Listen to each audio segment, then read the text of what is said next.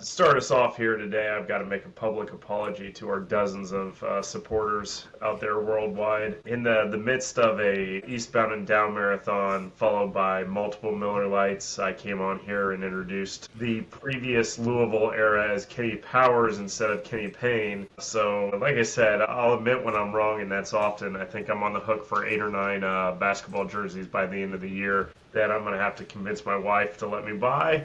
That will go straight from Carson's college fund. But again, to the Louisville folks, I deeply apologize for offending quite possibly the worst coach you've ever had, but an absolute legend in your state and city. So my bad, y'all. You need to apologize to Kenny Powers. That's who you need to apologize. Putting that evil basketball record on him was not very nice. Well, yeah, Kenny Powers is a legend in his own right. When you attend a funeral with a boombox.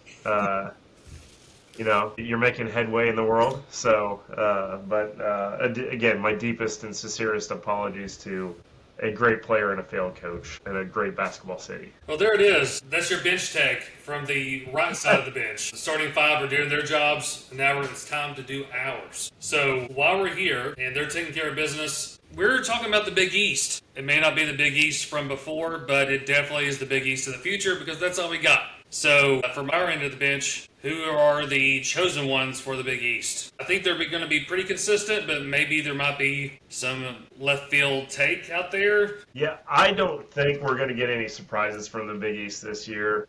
Yeah. I think when you're talking about Big East contenders, you have to start with the two obvious ones, which is UConn and St. John's, which, to quote a coach that I strongly dislike, the best two coaches in the effing sport, with Dan Hurley and Pitino. But I'm going to start with UConn here. Got some inside information. I work with the uncle of Braylon Mullins, a top 25 national recruit, 5-star out of Greenfield, Indiana. Told Indiana to go kick rocks, told Kentucky to go kick rocks so he could go play at Stores. Out in Connecticut, despite the pleas of most of southern Indiana to go to Bloomington, I don't think he ever really considered Purdue. But this kid's got a range like a sniper. I mean, the bus parks outside of the arena and he can shoot from there. You mix that with solo ball, who's proven. Alex Caravan had a rough start to last year, but started coming around. Hell of a ball player. You got Terrace Reed, who's a double-double machine, and you got a transfer with Demery out of Georgia. You mix that with a solid bench. You got Malachi Smith. You got Reevy, who was just in the under-19, looked absolutely phenomenal. Dan Hurley's got 2 national titles under his belt. I think this is a Final Four or bust team.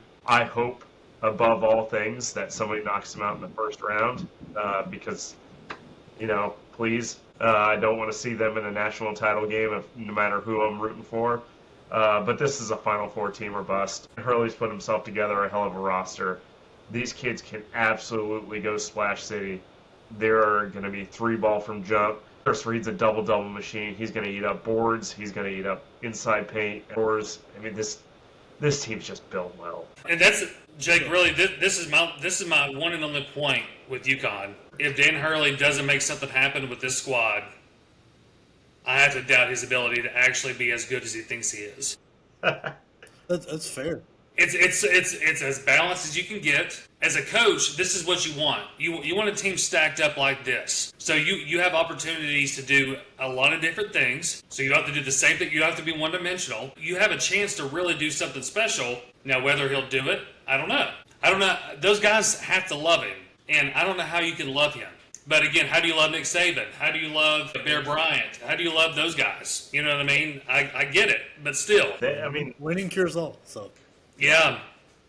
Love him enough to lure a kid from southern Indiana who was like basically a promised one for IU basketball. I know. The Stores. I mean, that's I think that falls more right there. That falls more on the shoes of Woodson and what IU's doing than what Hurley did. Hurley was coming in off 2 national championship runs and was able to sweep in and take Woodson, who fell asleep at the wheel. Which he's done at every job he's ever been at. Yeah. Anyway. Like to your point, this UConn team is much, much better than anybody else out there for the Big East. It's one of those that, like, Final Four bus feels right, because when you're adding Mullins and Silas Demery to Ball and Caravan, like, that's a lethal guard run. And then you throw in Malachi Smith coming off the bench, who runs the pick and roll like it's like it's pure magic. He is incredible on a much less talented team. Was averaging 5 assists when the ball really wasn't in his hands that much. Throw him in here, and if Demery doesn't work out, there's a decent possibility because Georgia, who like. The talent's there, but I don't know if it's going to be consistent enough. Malachi Smith is a point guard that can settle them down and just feed the ball to the 3 other shooters and let Reed clean it up. Hurley's a magnificent coach, and the best part about the Big East, and this is how all basketball should be done, is there's no schedule advantage or disadvantage. You're playing everybody twice, home and away. And so when you win the Big East, it's really saying something. You don't have like, oh, you didn't play so-and-so on the road or anything like that. You went through everybody. Like we talked about the ACC, the bottom being garbage. I think there's some high school teams that are out there better than Seton Hall. Worst offense in the country last year. And I mean, they're coached that already coaches slow, so you've got a terrible offense that is running slow, which makes it even worse to watch. Butler's a question mark. Does Thad Matta resurrect some of that talent there? I don't know. I think Thad might have lost some of his magic in his couple years off. I mean, and Butler's got limited resources anyway. It's not great. This is one of the lower rung Big Easts we've seen in a long time, and it's absolutely drastic what you see at the top and the bottom. It's wild. It's a lot like the ACC, what we talked about. It's just really top heavy, but your top is just so freaking good. Because we just talked about UConn, and we could go on about UConn for like another 20 minutes, but then you got to get to St. John's. I mean, this St. John's team, I've got them in my top 5 preseason. I mean, they've did some crazy offseason moves with the portal. They got Ian Jackson coming in. He is a transition beast. You got Yosan, Arizona State transfer. He's going to be great. Stud, by the way. Dylan Mitchell, Cincinnati transfer. Fantastic. Bryce Hopkins, Kentucky Providence transfer. Guys like Zuby coming in, playing center. A Pitino team, first and foremost, plays defense, right? You have to know how to play defense, and you have to know how to hustle. This is almost like a mirror image of what's going on in Connecticut. These 2 teams are just going to go to absolute war at the top of this conference, and that's going to be the drama. Like, you'll have your Creightons and maybe your Providences that kind of flirt with beating one of those 2 teams, but those guys are going to have to smack each other in the mouth a couple times to get away from this conference because there's not going to be like your 3 or 4 game win here. Patino's put himself together another Final Four team. And again, I'm not saying Final Four or bust. I'm saying Sweet 16 and up. I think their ceiling is Final Four, but this is a hell of a team. I think this is one of the best teams Pitino's ever put together, and that's saying something coming from a guy like that. This is a throwback to some of those old Louisville teams that were press, like running up and down, and just like this team is not the tallest team, but they are going to kill you on the boards because they're going to hustle, they're going to play defense, and transition is going to be absolutely fantastic. There is not a player on this team that doesn't thrive in transition, thrive in the chaos, and that's what Pitino creates, like with this team. And I think, if I'm saying it right, this is going to be absolute chaos on the floor, and they're just going to swarm, and they're going to go on several 10-0, 12-0, 14-0 runs before you know what to do, and they're just going to blow through these teams. Dylan Mitchell and Bryce Hopkins alone as transferred combo, that's just mean with Ejiofor. Like, they're switching 1 through 5. You're going to have to battle switches, which is going to really affect how the pick and roll works that UConn's wanting to do. This team is a direct shot at UConn, which it should be because that's who they need to go at. And if you're shooting at them, that means you're right around the top 8, top 10 teams. And as long as everybody stays healthy, it's not the deepest of teams, but if they can get Hopkins to stay healthy, which he hasn't in the last 2 years, I think he's played 19 games in the last 2 years, but the first year he left Kentucky, went to Providence, he was averaging 15 on one of the worst shooting years he's had. So you throw him in there, and Dylan Mitchell's just a mean type player, like hard knows exactly what Pitino looks like, and Pitino's as good a coach. He can coach S3 to a shot at the Big East title, and especially this Big East. But like, it's just, this is going to be one of the most fun teams to watch. Like, UConn's going to be great, but I don't know how fun they are going to watch. This team, anytime you see them on your television, it's going to be like, okay, I can stop and watch this for a while. It can be a blast. I'm with you. I think the Big East is going to be much change of channel TV until St. John's and UConn play each other, and then mix in maybe some Creighton and Providence. No, I'm with you. It's almost like Pitino and Hurley called each other up and said, let's piss off the rest of the country and put together some top-tier teams. These are the type of teams that make you throw your television remote at the TV. Just be like, I'm done watching. I'm done watching my team get its pocket picked. I'm done watching these transition layups. I'm done watching, Braylon Mullins and Solo Ball pull up from the freaking logo and drop threes on us. 20 seconds left on the shot clock because they can. I'm with you. I think this is must-see TV when they play each other, but outside of that, it's just like, well, who's St. John's and UConn beating the hell out of today? I mean, for the ones that were like our next level, the pretenders, Creighton has got an offense. They picked up Iowa's trash, and McDermott's a great offensive coach. Iowa's trash? It's just not trash. I was no, if you ask me. No. I heard somebody today call Creighton Iowa of the East. Yeah. It's going to work. I don't mean it as trash. Like, those are two. Dix and Freeman. That's a great combo to pick up. For sure. One man's trash, another man's treasure kind of deal. Yes. I got to watch both of those guys live. Yeah. And I tell you, Dix is scary. He's a 3-level scorer. Sleeper for transfer of the year. This guy can score in any way imaginable. You leave him open, you might as well just start running back on the other end. Try cherry picking. I don't know. Do something, because he just dropped 3 on your head, or he's getting to the bucket and he's getting an and one. This guy's. We may be getting ahead of this, but is he a lottery pick? Dix? I don't think so. No, I don't think so.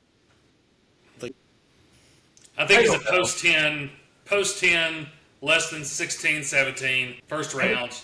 He's a figure college athlete. How about that? What'd you say, Sam? He's a 7-figure college athlete. Yeah. Yeah. McDermott's issue is defense. He's never been he's a great coach, but he's never like a defensive savant, and he doesn't have Kalkbrenner at the back to anchor his defense this year. That's the difference of this Creighton team to me, is if they want to be in the top, in the argument with UConn and St. John's, that defense is going to have to do something special. I don't really see it happening, but because the offense is there, the offense is the top 10 style offense, and they're going to rein it in. And McDermott is incredible in the offensive end, but if they can't stop anybody, that's Iowa all over again, right? Iowa and Fran McCaffrey. We're going to shoot 1,000 threes, and hopefully they go in more than we let you have layups. I don't know. And then, I don't know, maybe I'm crazy, but Marquette, to me, is on that next level. Anytime Shaka Smart gets a full team back, that with older guys that's experienced, it seems to go well. And that's what he's got. And you've got a really good offensive player in Ben Gold to kind of anchor him, but the talent's not overwhelming. But that also seems to fit into what Shaka Smart does well with. Not overwhelmingly talented, older, experienced guys that have been around the block. And so it wouldn't surprise me if they did something special, but I'm not expecting it either. I have lost some money on Shaka Smart teams because I had a lot of respect for him starting out, and I just feel like he's just underperformed. Yeah. I feel like he's kind of I don't want to call him a bust, but at one point, the VCU days, that was the hottest coach around. Marquette started off absolutely on fire last year, and they were a lot of fun to watch. They kind of fizzled out a little bit late. What I will say about Marquette, and I can't tell you how much I respect this enough. Marquette's like the Purdue of the Big East. With Shaka Smart is basically Matt Painter light. He is a program builder. He's got 5 guys that are all coming back, right? I mean, he's not hitting the I don't think, did they get a transfer? Maybe one. I don't know. I don't know if they don't have a transfer in their starting lineup. Yeah, no.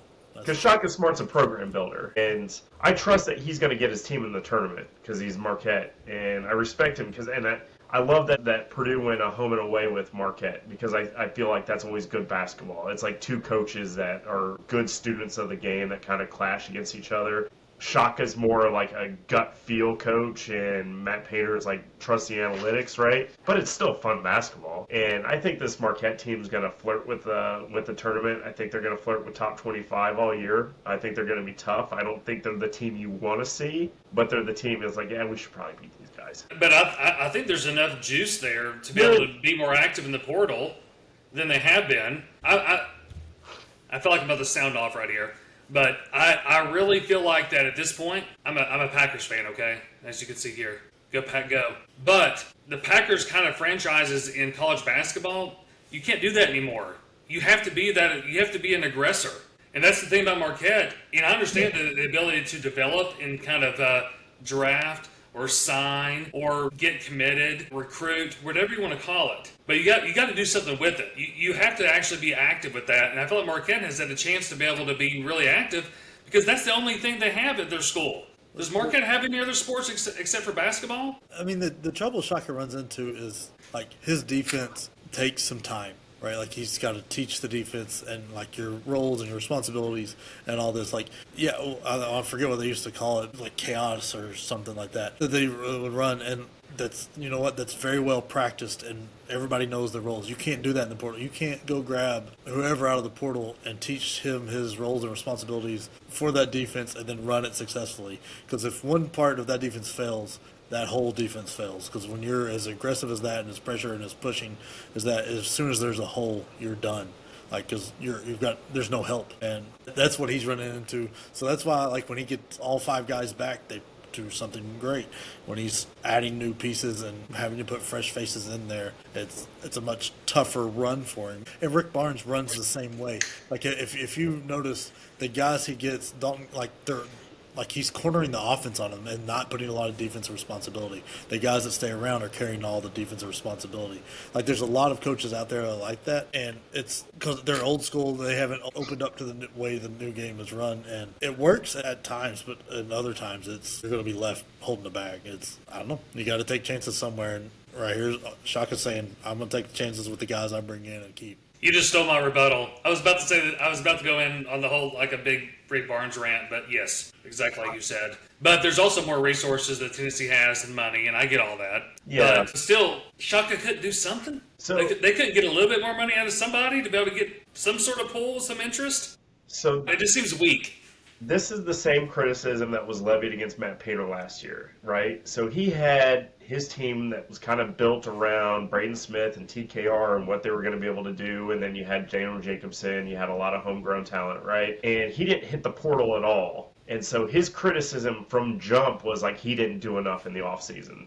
And then this season, we got Omer Meyer, we got Liam Murphy, we got Oscar Clough. Like, we filled the holes that we needed to fill. I don't think Shaka Smart did that in the offseason. And I think that criticism is going to be levied against him anytime he fails. It was like, why didn't you get this piece and why didn't you do that? But I still think by, like, mid-season when this team's gelling and they're, like, 20 or 19 in the country, people will be like, I don't want to see Marquette.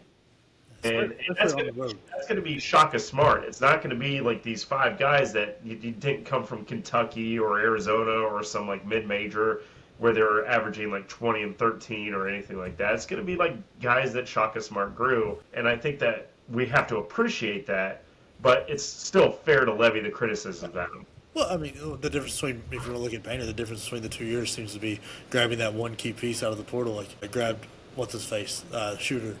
Lance Jones. Yeah, Lance Jones, they go to the national championship. You don't, you're out in the Sweet 16. Like, you can say, like, hey, there's the spot. But, I mean, it's a fair criticism, but it's also one that, like, Shaka's going to ride with the horse that brought him, Like, here we go. Let's see what's got. You know what my fun note about Lance Jones was that year? Is Purdue had 4 of the smartest players in college basketball on that floor in Lance Jones. And Lance Jones did not know the situation, didn't care. He was going to take that 3 or he was going to take that running layup because they needed a guy who was just like Leroy Jenkins all the way through.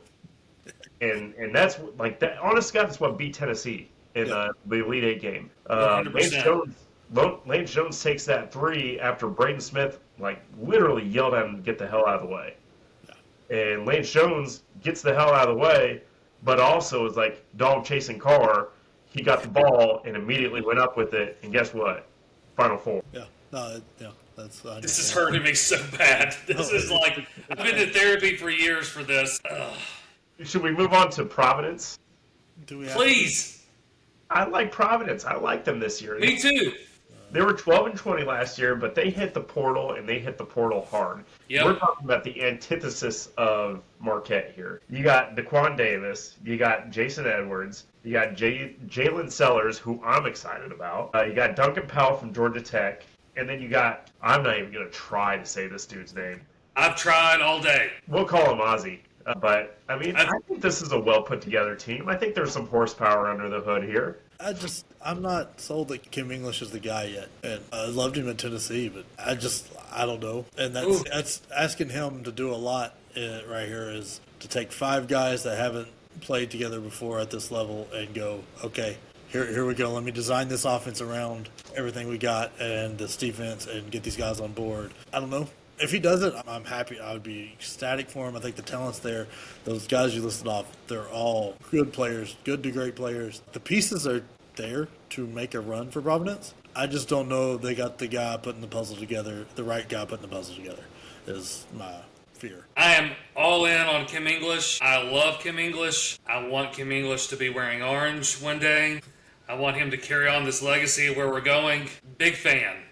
Yeah, I think this year could make his trajectory way steeper. I think if he wins with this group, because there is some talent here. Same just off the top. There's some talent. He had a rough so last year I think they only won like 12 games last year, right? Yeah, I mean his whole offense was centered around Hopkins. And Hopkins goes down 4 games in, and he never recovered. And that's why I think my point is what it is. It's like 4 games in, that sucks that you lose your key piece. You've got you played 30 games, almost 30 games. You didn't get it figured out after that? I think he has a lot more tools this year with a little bit more experience. Solid point guard that can lead the way, that has a history of being Edwards. I feel like he stayed pretty healthy. I feel like he was at Vanderbilt for forever. Yeah. I think that's a good transition piece there for him. For me, as an up and coming coach, this right here has a chance for him to really step up, and I'm gonna back him up. I have no reason to think not. I mean, I get last year, your point's valid, but at the same time, at that level of basketball, that's still a little tough. Are we going to be surprised either way? Are we going to be surprised either way? Are we going to be surprised if they go 15-15, or are we going to be surprised if they go 25-10 or 25-5 or something like that? That's a valid question. I think their losses are who we just talked about. I think they're going to lose to UConn. They're going to lose to St. John's. I think they'll give them fits at home. But, I mean, there's nobody else in the Big East who I think will compete. I think I'll be shocked if they're a second weekend team. But no, I'm just talking about making the tournament. I think I won't be shocked if they make the tournament. Yeah. Especially as weak as the Big East is. But if they win more than a game in the tournament, I'll be shocked. I'm more in a Sweet 16. I think their ceiling is a single-digit seed in the tournament, and that's 8 or 9. But things are fun. Yeah, I mean, great TV. And the tournament matters. March is just a tricky little bitch. You just and get there. Your 8s and 9s make it all the time. They do some damage in there. So unless you're Utah State. Well, all that matters. When I worked for a college program, doesn't matter what happened before, as long as you play your best ball in March. That's what matters. So then everybody else here I'm excited. I'm excited for what Willard will do at Nova, but it's not going to happen this year. And everybody else is. I don't know if straight to the CBI is where we want to put them, but it's whatever's below the CBI. That's where I would put majority of the Big East after this. I mean, it's really picking through shambles after Providence. Do we think Nova has a shot at the tournament at all? No. I don't have a chance to. I don't like Willard. I think Willard's he's a bad fit. I think he's overrated for sure. Yeah, I don't think he's a great assistant. I don't think he doesn't know ball, but I don't think he can lead a program. First-year coach at Villanova. I'm going to give Willard a pass here. I'm going to say it'd probably be top 6 of the Big East, but that's finishing last in the spelling test. It's just I don't know. I don't think you celebrate being in the middle of the pack in the Big East. Willard's done some pretty cool things in his career, and I think there's some upside. And Villanova's Villanova. There's some intimidation that goes behind that name, and when you go into that arena, it's got a fan base.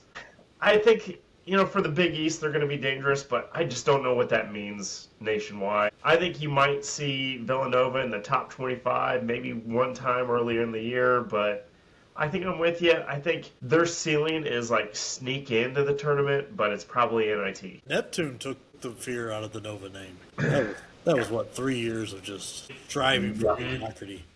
Yeah. It was just bad. Maybe Jay Rice on television reminded all those Nova fans what was. you see. I don't know that like Willard in his first year is the cure. It's You know, my favorite thing about Jay Wright is every year we get to do the same exercise where a coach gets fired or moves on, and everybody's like, who's going to be the next coach? Everybody's going to call Jay Wright. The Knicks called Jay Wright. And he said, Who in their right mind wouldn't turn down that job? Just like, hey, Sam, you're a lowly director of warehouse operations for a small manufacturing company. Would you like to coach the Knicks? Nah, I'm good. I'm going to keep doing what I'm doing. yeah. What's the benefit there? I mean, Thibodeau goes and like makes it one game away from. I was looking at the NBA Finals, which was an improvement on the year before, and they go, we don't like that. We don't like that. Best team that they've had in 25, 30 years, and they're like, yeah, go kick rocks with no shoes on. We're going to go do something else. Yeah. We want somebody that will win. Okay. How far down the list was Brown before they got to him? Oh my gosh. What? Well, I don't want to get on a tangent on this, but I feel like Mike Malone is who they should have hired. That was the coach. If they were going to hire Brown, then they should have hired him. Malone is a better coach. They couldn't risk somebody else saying no. They had to go give somebody a crap ton of money that needed a job. You think Mike Malone would have said no? Yeah. I would. Man, I'm not coaching for Dolan. That's fair. That's fair. I get that. Did you see the rumors that Dawn Staley was a potential candidate for? Stop. I would have said yes. Yeah, 100%. For her to say yes? Yeah. Oh yeah, for her to say yes, for sure. But to go that route, what are you doing? I mean, No offense to her. Point. You just rerun that Whoopi Goldberg movie from like 20, 30 years ago, because New York is comedy already. But I think she would have done all right personally. I don't know how the locker room would have reacted. I think people would be like, I mean, you'd have people across the country rooting for New York because, oh, a woman NBA coach. This is everything we've ever dreamed of. And then if they're successful, you get to say Dawn Staley is just the GOAT of coaching. But if she isn't, then you get to make every excuse in the world for New York, and that's what New York wants. They want an excuse for everything that goes wrong. Well, but she wouldn't want to be a social experiment. No, she wouldn't. She's making pretty good money right now and pretty much runs her own league. And she is the absolute truth in basketball. She knows her stuff. There's such a difference in the men's and women's game. Like in the way it goes. My dad was a high school basketball coach for girls forever, and like he said, he liked it better because it's more strategic because you don't have all of a sudden one athlete that just. He was helping with the men's team, and they were winning 3/4 of the way, and then Penny Hardaway steps up and goes, nope, my game. Like, that doesn't happen as much in women's sports and the women's basketball. So that's why he liked that better, because it was more strategic and stuff and not just who has the best player. And so she's probably one of the most brilliant minds in basketball overall right now. Yeah. Agreed. I just don't know that it works translating over because the NBA is not as much about X's and O's as it is talent management. The locker room issue is what I think would hamper that. I mean, Becky Hammond. Pop respected and referenced her a lot for the Spurs. Yeah. I mean, she coached her summer league team. She's been involved in the men's game enough to for those guys to know it's not the way to do it. Do we want to talk about any of the basement teams in the Big East? We've got Xavier, we've got Butler, we've got DePaul, we've got Georgetown, we've got Seton Hall. Xavier's interesting to me because I think Richard Pitino is a great coach. His brother's gonna dog walk him twice. It's gonna be bad. The talent's not there yet. He's taking. Or his dad, right? God, here's Kenny Powers all over again. Family. Like, the talent's not there yet. He's taking over a very depleted Xavier team. I mean, the guy in Minnesota, he did well, but I don't know that anybody's going to really succeed in Minnesota. And then he did great at New Mexico, had them running, and it's going to be fun basketball to watch, and he's going to cause some problems. I don't know if this is the year for it. And then I know we already did our hot seat stuff, but man, I think Holloway is on his way out at Seton Hall, and that sucks. Like, you got to feel for the guy. The best players that he gets and the best players that he tries to recruit just get picked off by everybody else in his league. And that's just got to be so demoralizing. They don't have the resources. I mean, Seton Hall used to be the team like you'd see on your TV. I was like, I'm going to tune into this game. Oh, yeah. Just an absolute turd. I mean, it was just hard to watch. That's a team that was, if it popped up on my TV, I'd switch to the Golden Girls or Murder, She Wrote, like I said last week. I mean, like that's must turn the channel TV right there. He's also a gimmick defense coach and a slow offense. And anytime you're an underdog, if your gimmick defense isn't loaded with guys that know what to do and you're slow, it's not a good recipe. And that's what he's doing. No. And slow offenses are terrible for underdogs or under talented teams because it's less possessions for you to do something right, and every mistake is amplified. Not great. I hope Richard Pitino works. I hope he does well. I have met him in the past, and he was a very nice, way more approachable than his father. But you sure it's not his brother? No, it's his father, right? Richard Pitino? Okay, you sort of second guess myself. He's got Brad lost. Yeah. I've got a sinus infection and I'm on like 4 Mucinex right now. I thought about drinking a beer before this podcast, but I was like, I'll be on planet Mars by the time this is... That'd make you feel worse. But Richard Pitino, I respect quite a bit. I think that some of those latter Louisville years when his father was hanging around Applebee's and Denny's or wherever he was hanging out, that Richard Pitino kind of kept that team afloat. And then the Mexico team, they were pretty damn good. So I feel pretty good about them being a tournament team. I think they'll be the same where they'll beat people they're not supposed to. But I don't know that there's a lot of teams that they're supposed to beat, if that makes sense. Like, I feel like they really... I don't have a lot of expectation, but I do expect them to do something unexpected. Their ceiling is like the most optimistic ceiling in Big East basketball. Now, again, I can be wrong 100%. I think is an at-large bid. I mean, if Tino gets it going, I hope so. I mean, I genuinely do. I hope so. And maybe next year, I think we'll be talking about him as like a top 10 seed in the NCAA tournament, because I think that gives him more time to build and more time to get adjusted to the conference and all that fun stuff. I just don't think it's this year. I don't either. And to be fair, it's going to get rather annoying how many times we hear Pitino versus Pitino. In those 2 weeks that it happens, it's going to be miserable because the announcing is already bad in most places, and when the game is bad, probably St. John's versus Xavier will be. We're just going to hear about it over and over. Like, oh, what are they going to talk about? The family dinner? It's just going to dry. It's just going to be miserable. And what's funny is neither one of them give a dang about any of that. They've grown up on this. I mean, you know what I'm saying? Like, this is not new. Right. They knew this was going to happen. This is not some shocking thing that Richard Pitino is just like phenom. He was literally groomed to be a Division I basketball coach, and he's just living up to his potential and hopefully exceeding his father. I think the only awkward part is like, at what point does St. John's pull their starters after being up 35 points in the first half? You'd be like, hey, Junior, what do you want to do? Right. They can This could be an awkward Thanksgiving. They can come on the podcast. Yeah. They can correct Sam and Brad on the family tree. Yeah. What's it like playing your cousin? So That's hilarious.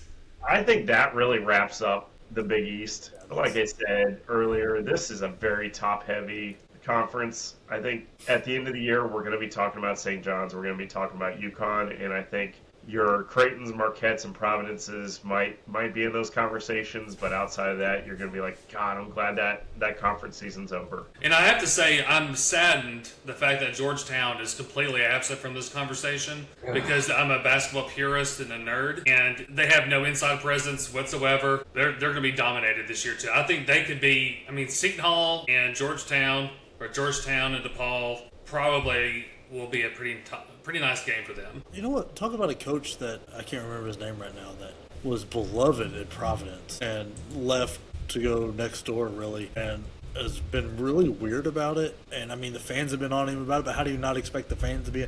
He was expecting the fans to still kiss his feet after he left them. And Yeah. like, it's just a weird scenario. And then, like, So Ed Cooley?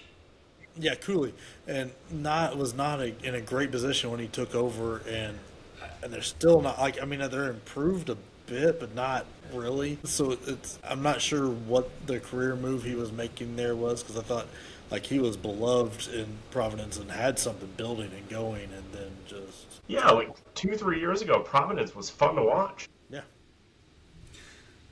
But well, and Cooley, there's money. Georgetown, there is money at Georgetown. Yeah, but Yeah. I mean, But it's not in their basketball program. Yeah. I mean, it was a move that came out of left field for me when he did it. I don't know if he's got some kind of connection to the program or something I didn't know about. I don't know. Even if I graduated and played there, I don't know that I would have left Providence the way he had Providence going. speaking of Georgetown, I did see somebody this weekend who had an Allen Iverson Georgetown jersey on, and I contemplated buying it off of him. Yeah, that's. I got very close. I'm like, but I'm afraid that I've embarrassed my life too much. But I mean, I was very close. I'm like, I'll give you $50 for that jersey right now if you'll give it to me. Because I mean, it was like a real one. Like it was legit. And I said something to him, and he was like, yeah, that's the best crossover in the game or whatever. And he was just like, yeah. He was hammered. But anyway, I probably could have gotten it for $25 at that point. All right, so the moment we've all been waiting for, the Portal King. If you don't know what a Portal King is, Jake, what can you tell our listeners about what a Portal King is? So this is a little game I devised. I thought it would be fun for us three to do. We're each going to take one player from anywhere in like the Power 5, 4, 6 conferences, however you want to view them now, and tally up the scores at the end of the year and weekly, and see who comes up with the best. This is how it's going to, you're going to score points for things like having 25 points in a game, hitting a game winner, or win the conference player of the week. You could also get absolute negative points, just having like an over type game, things like that. And whoever wins gets, will get their flowers. But this is more about, who loses, right? I mean, the champion, we're going to come up with a shirt for them to wear and give them like one of those Burger King crowns, make them feel real special, kiss their ass for a minute, and then. But.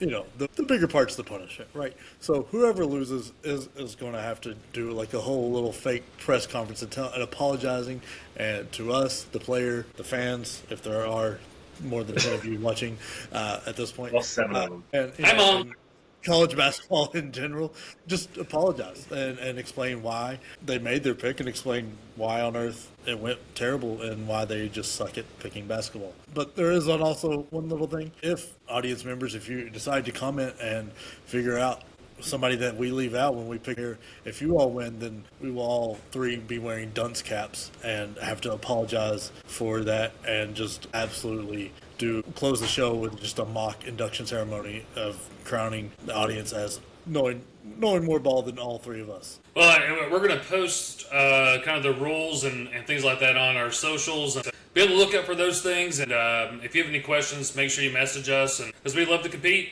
we're trying to get ourselves to get a little bit more playing time when we can. If this is the way to do that, we're going to make that happen. So, are we ready to claim our who wants to claim their first crown? From jump, I've been ready. Well, I know you've been ready. I already know what you're going to say. But I know it in my gut. I know it in my loins. I know you're going to pick.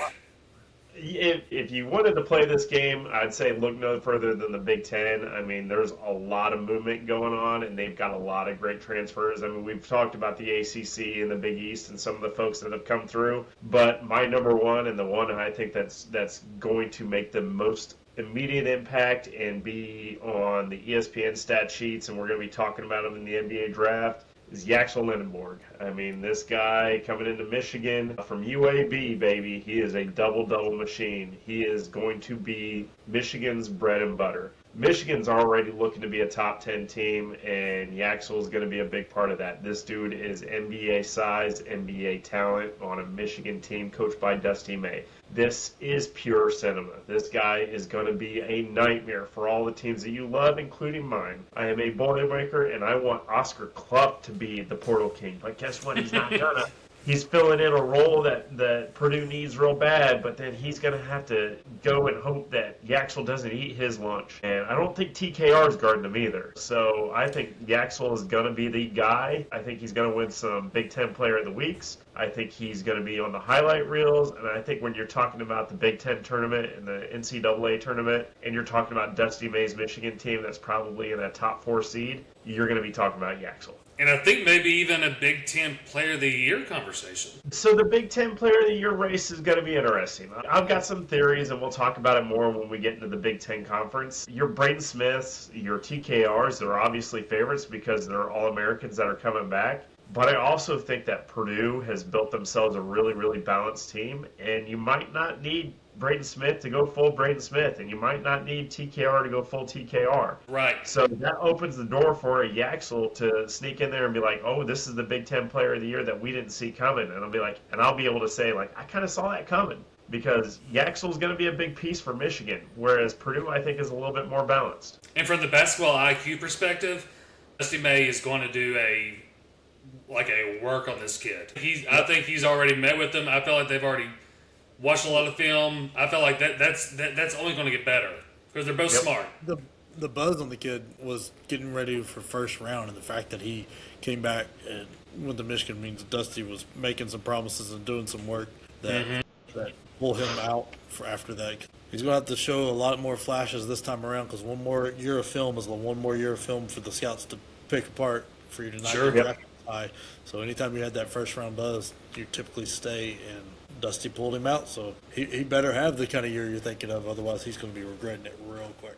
Now, I do want to put one note on this, one editor's note. I hope that I lose Portal King. I hope Yaxel is just an absolute turd and Purdue runs away with the Big Ten and is a number 1 seed and we're hoisting a trophy in Indianapolis at the end of this year. I do want to preface, I hope I am wrong. I just don't think I'm going to be in this case. Yeah, I don't think. Yeah, I do think he's a beast. I do think it'll be fun to see what happens. I think that he could potentially end up being a lottery pick as well if he stays healthy, if he's able to capitalize on the moment that he has. I guess that's for everybody, so maybe that's just... I feel like I described pretty much anybody's expectation for a lottery pick. No, that'll be fun to watch. There's no doubt about it.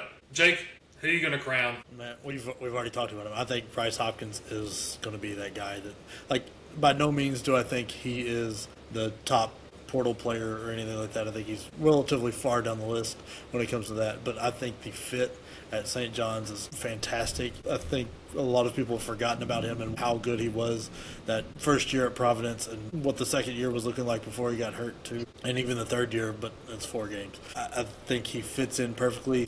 And that team is going to be fast. It's going to give him a lot of chance to score. If his point average climbs up towards 20, it's not going to surprise me. He's going to rebound like crazy. I think he's going to be a standout player. And with a guy like Dylan Mitchell to play off of, where he doesn't have to do as much and doesn't have to shoulder as much of the offensive burden, I think it's going to free him up.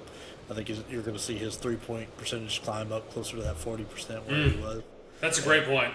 I think Pitino's system plus him is a fantastic fit. He's 6'8", 6'7", 6'8", something like that.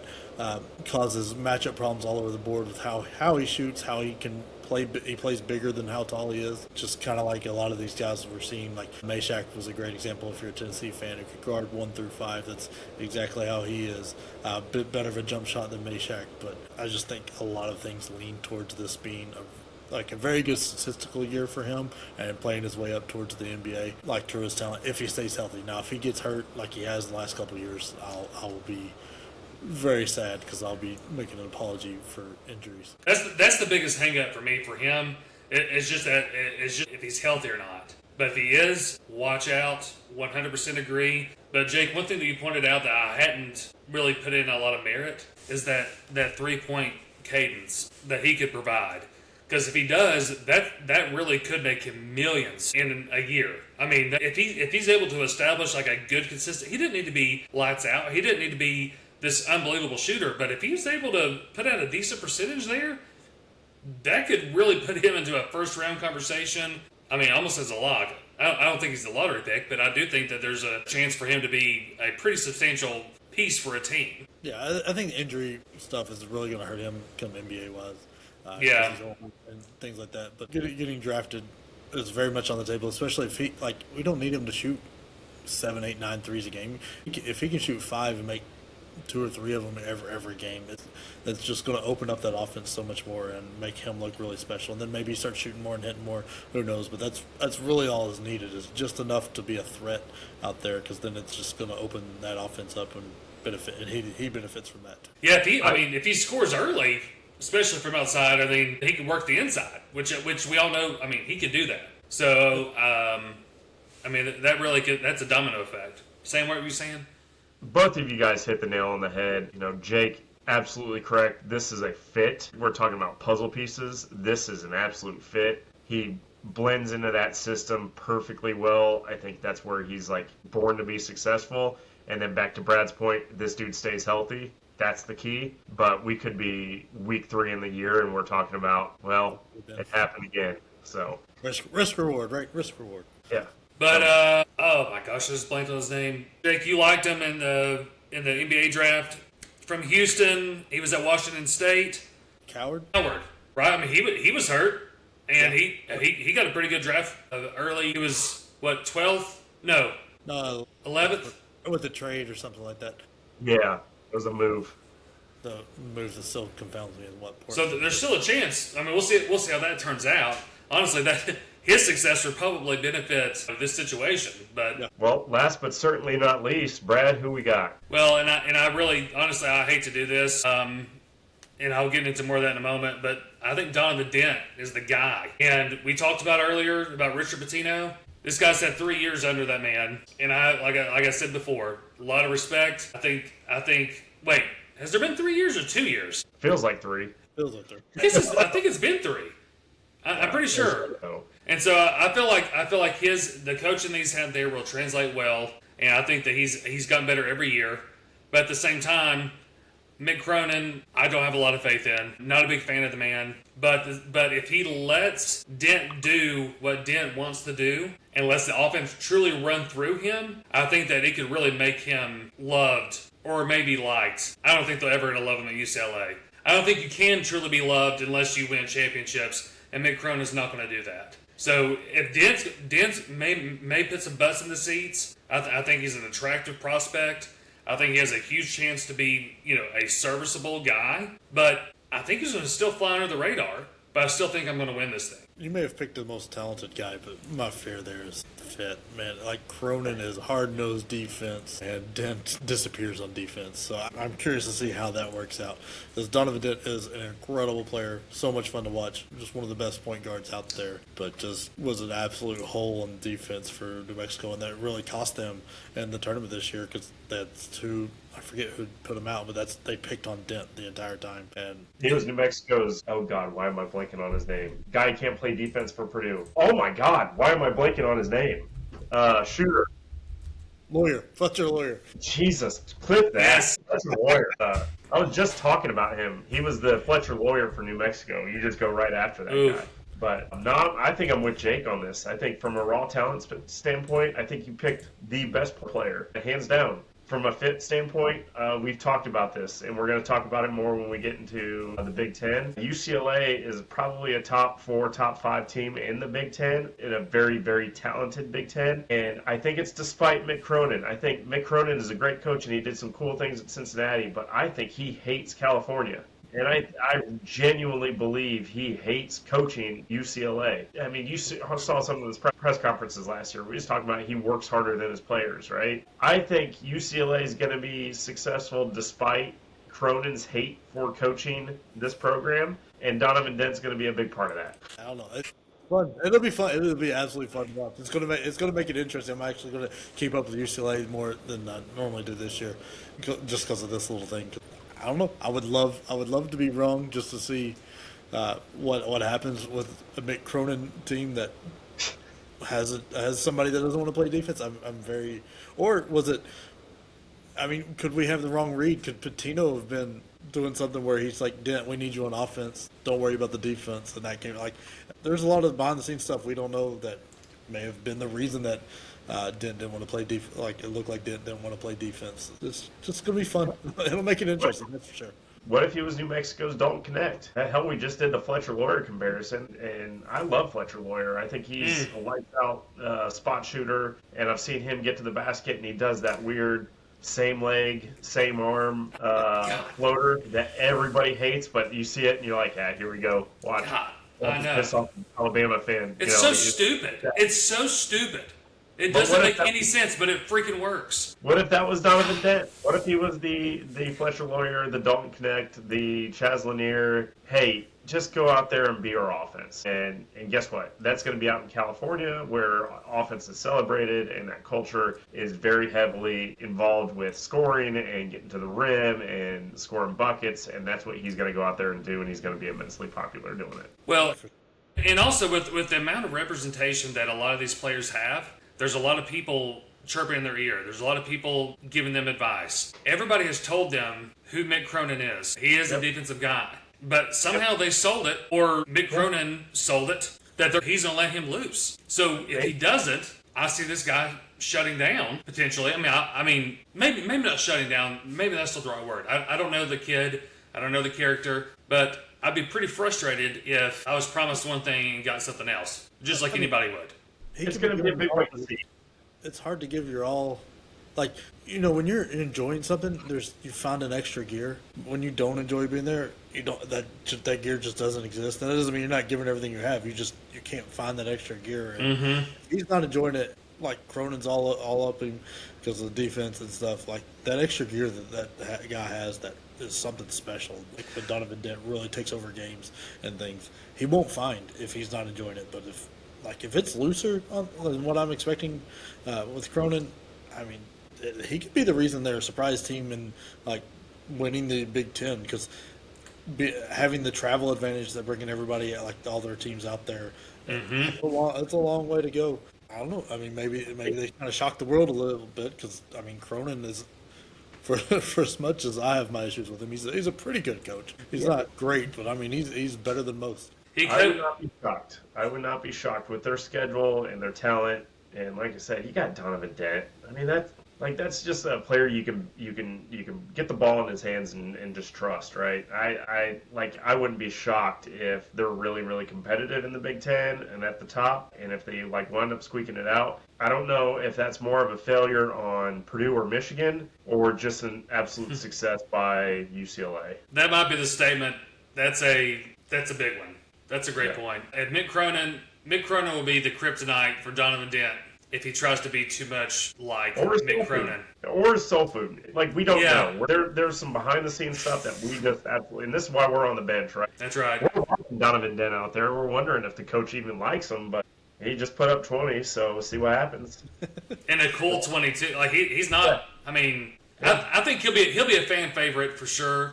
He'll be well liked, but Mick Cronin's got to let him do his thing, and I hope he does, because I think it'd be great to watch. I mean, it'll be fun. I mean, this is wild. We left off some players that I thought were going to come in, like Bennett Stritz. Yeah. Definitely thought one of you two was going to take him. PJ lottery pick going to Iowa. We'll see him in the. Like I said, there's a treasure trove in the Big Ten, Jake. Yeah, I mean, PJ Haggerty, Keyshawn Hall, Darian Williams. Tucker DeVries. I mean, talk about an offense that's going to be centered around him right now. I'm gonna put you on mute, Jake. Hold on. How do I do this? It's going to be interesting. I mean, there's a lot of players we left out that I was thinking might show up here. I think Stojakovic at Illinois could be fun. Well, I can't wait for Big Ten. We're coming up on Jake pronouncing the Illinois roster again, so it's going to be painful. I tell you who my sleeper is, and we talked about him a little bit ago. My sleeper is Josh Dix.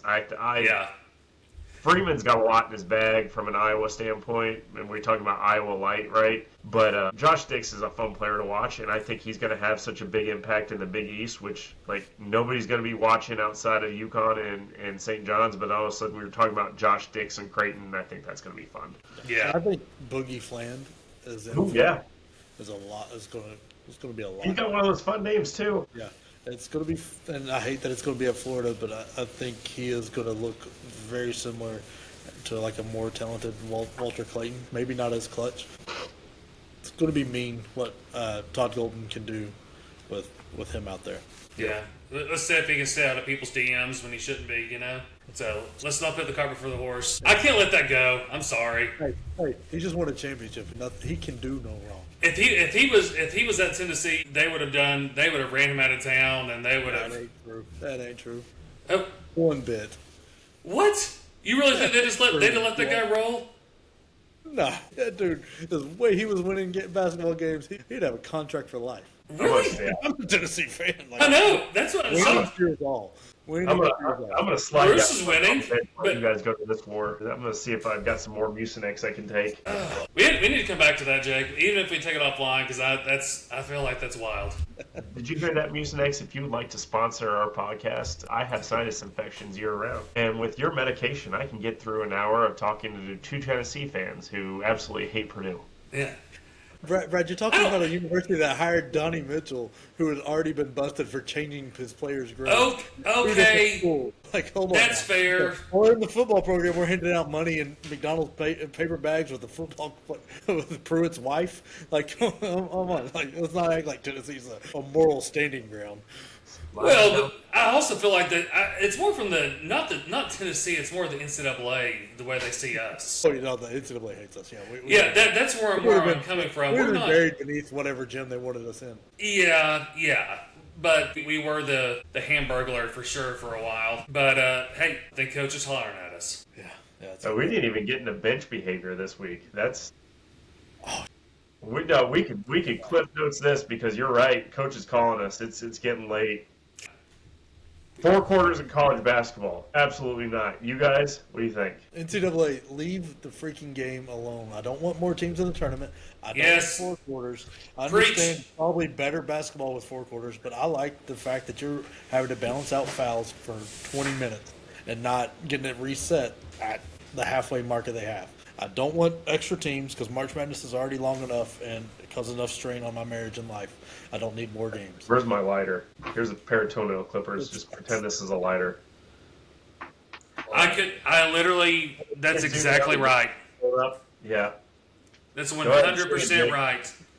Don't go full WNBA on us, NCAA. Like, don't shoot yourself in the foot. No offense to the WNBA, by the way. We still love you. We think you're great. We're glad you're there. Sam, carry on. Yeah, well, I mean, we're glad they're there, but they're doing everything in their power to not be. And NCAA is starting to flirt with that. It was like, hey, let's get more teams in the tournament because it means more money and it means more access. Bullshit. It doesn't mean more access. It means more of your Ohio States last year get in the tournament. More of your Providence, more of your Marquettes that we're talking about on the bubble. It's that kind of stuff. The more North Carolina drama, whether they should have gone in or they should not have, which they should have. You're not getting your High Points and your McNeeses back in with this. You're just getting some, like, middling at-large bids that nobody cares about and nobody's going to want to watch, but they're wanting the TV money. Leave it alone. And then 4 quarters? No, man, you know what I like? I like watching a lead build up, and I'm like, oh my gosh, my team's got a 14-point lead, but there's 16 minutes left in the second half. This means absolutely nothing. And you got your built-in TV timeouts, you got your drama, you got your timeouts that count when it matters most. I mean, college basketball is beautiful. You already threw money into the mix. Stop making it worse. Just let it be what it is. Preach. Credit to Ryan Hammer. I saw this on his video. Since we went to 68 teams, they've added 91 teams to D1. One of those 91 have made the tournament. Wow! Don't BS me with the access. It's not access. Stop it. That's more SEC, middling SEC and Big Ten teams getting in. There's been 91 teams added. Like since like 1980 something. Yeah, whatever. I don't doubt that at all. I've never thought that's a great point. Yeah. And one has made the tournament. It's not an access thing. All right. I think the buzzer just went off. I think we're making our way back to the bench here, guys. That's right. Yeah, I'm not 100% sure if we should have been in the first place. Between Stormgate in Tennessee and me having to publicly apologize for saying Kenny Powers instead of Kenny Payne. I mean, I'm just like, listen, from one White Sox fan to the world. Like, look, I'm used to being humbled. I'm just glad our star point guard shared his NIL money with us and took us out to dinner last night, you know? You guys are getting paid? Yeah. And if you made it this far, you're already part of the bench mob. So hit that like button, drop a comment, and subscribe for more chaos. Bench Points is on YouTube, Spotify, and wherever you pretend to know ball.